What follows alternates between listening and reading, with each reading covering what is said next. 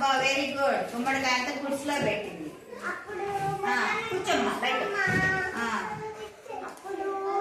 ఎక్కడ పెట్టింది ముల్లంగంత ముసలమ్మ? బయట. బీరకాయ ఎంత?